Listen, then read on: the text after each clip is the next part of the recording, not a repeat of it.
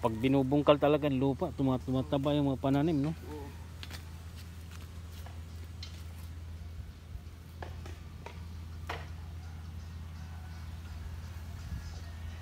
Good morning mga guys.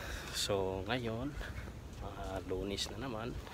Ito ako naglalakad sa South Grain. So papasok na naman ako sa trabaho ko. Alright, so yan. Sa loob na ako ng Merville. Sunduin ko si Amo. Tapos yung anak niya.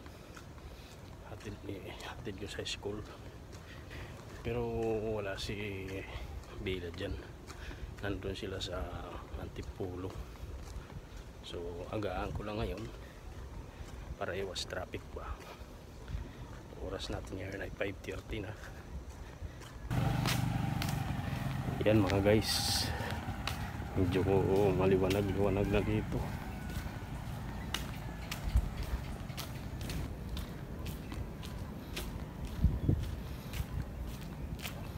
Yan, dyan na tayo sa dulo. Ito na tayo.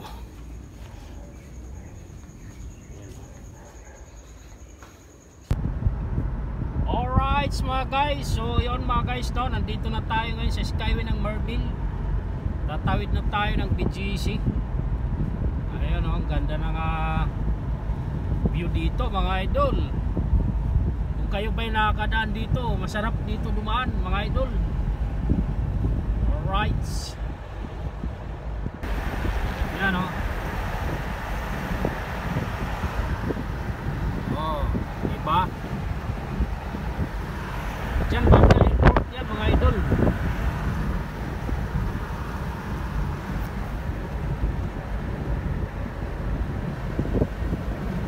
Yun. So papunta na ako ng Bali Golf ngayon. Nakalabas na ako ng Skyway mga guys, no. So ngayon dito na ako sa C5. So check natin ngayon mga idol kung hindi ba siya matraffic. So dito naman hindi naman gaano traffic ko. So moving naman siya. So titingnan natin mamaya dun sa may Ortigas kasi pag tuwing umaga kasi doon matraffic sobra. Tapos dito sa may sa may McKinley Hills. So 5:52 pa lang naman ngayon ng umaga mga idol. Inagahan ko lang talaga ngayon dahil ang inaano ko kasi yung traffic. Inaalala ko. So hindi ko kasama ngayon yung alaga ko dahil nandun sila sa Bali Golf. Doon sila natulog yung dalawa. Sumama sila nung Sabado dahil may inatinan silang party. So hindi na umuwi dito mga idol. Kaya ngayon pagdating ko dun sa Bali Golf, siguro papahinga lang ako konti tapos ihatid ko na yan sa kanyang school mga idol. Alright, kaya tara, let's go. Yan, dito yung sinasabi kong matraffic oh. McKinley Hills na yan dyan mga idol eh. Tapat ng Isim Aura yan. So yan oh. Dito yung matraffic eh. Tapos sa sunod sa may Ortigas Station. Yun mga guys, no. So mamaya pagbalik namin dito pa rin kami dadaan. Kaya tingnan nyo mga guys yung traffic oh. So dito na ako sa may Marikina to flyover dito mga idol. Marikina flyover. Yan oh, grabe yung traffic yung pabalik. So ayan mga guys, no, nandito na tayo ngayon sa Taytay Rizal. So dito na ako sa tapat ng Jollibee. Ayan yung arko ng Bali Golf. So papasok na ako dyan mga idol, no. Kakaliwa na tayo dyan. Nandito lang ako sa stoplight. Ayan oh. So itong padiretso na to mga idol, yung diretso na papunta ng Anguno Rizal yan. Tapos paakyat ng Antipolo. Yan. Alright. So yan oh. Yun yung Sibmore mga idol. Primark. Tapos Sibmore. Yan. Dyan yan. So papasok lang ako dyan. Tatandaan nyo mga idol, kung kayo ay pupunta dito ng Bali Golf na hindi nyo alam, pag nakita nyo itong bulan na to, yung bulan ng kristal, ayan, yan ang papasok dyan. Ang problema nga lang, mahirap ka magpasok dyan pagka wala kang sticker. So kailangan may sticker ka. O kaya pwede ka naman makapasok dyan mga idol, pero pagkakaalam ko may bayad dyan, 100. So yun, pasok na tayo dyan mga idol. Antay lang natin yung stoplight na mag-go. So yan mga guys, no, bali nandito na ako sa school ng aking alaga dito sa Antipolo. Na ibaba ko na siya. Alright, so ako pabalik na ako ng Bali Golf mga guys, no. So dadaanan naman tayo sa tinatawag na Lubak-Lubak Road. Alright, ang hirap ditong daan na to. Oh, slide pa yung gulong ko. Backing lang. Okay, so yan, tara, let's go.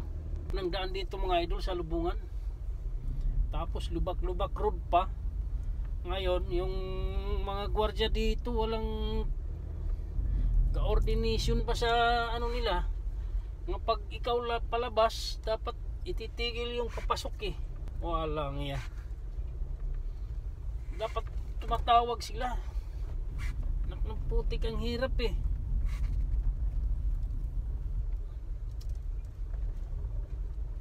Oh,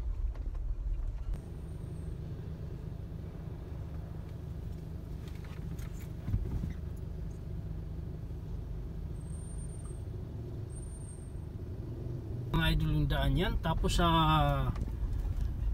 hinahayaan lang ng mga gwardiya na ano, may palabas ba. Tapos yung papasok, sana pinapatigil muna eh. Buti sana kung hindi masikip yung daan dito. So yun nga mga guys, no, bale nandito na tayo ngayon sa may daang bakal. So napansin ko mga idol dito, no, padami ng padami yung tent dito sa gilid na to. Tapos yung mga tao, padami ng padami, yung mga bikers. Ayan, no. So nakita nyo naman mga idol yung mga dati kong mga vlog dito, no. Kakunti pa lang yan, wala pa itong mga to dito. Yan, wala pa yan. So ngayon tingnan nyo mga idol, punong-puno na, oh. Ang dami na nila. So ibig sabihin, yung mga paninda nila dito, mga patok, marami mga bumibili. Oh, ang dami na mga nagtitinda dito sa gilid. So yung mga sasakyan din, mga nakaparada dito sa labas. Yan, dati kakunti pa lang to. Parang ito nga dito, wala pa ito dati. Mga nakaraang buwan wala pa to. So ngayon nga napakadami ng sasakyan dito. Ibig sabihin magandang lugar dito. Eh gano'n ang mga Pilipino mga idol eh. Kung saan yung sa tingin nila ay kumikita at maganda yung ano, lugar, doon sila nagsisipuntahan. Alright, so yun mga guys, no, bali nandito na ako sa bahay ng boss ko. Yan, oh, itong bahay nila. Yan, ito to. Pasok na tayo. Yan, may gwardiya dito eh. So yan mga guys,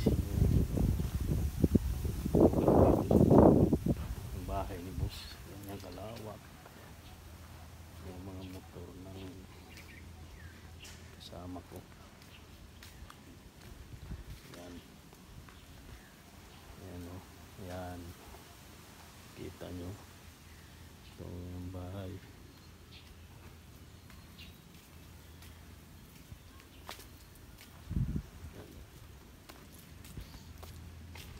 Tour ko kayo. Sila doon. Pag binubungkal talaga ng lupa, tumataba yung mga pananim, no?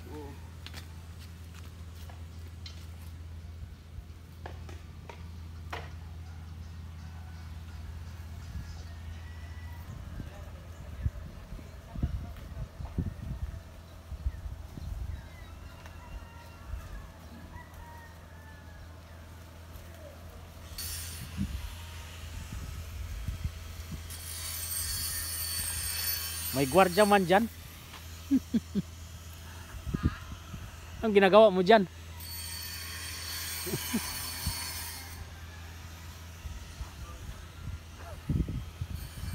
Pitsay.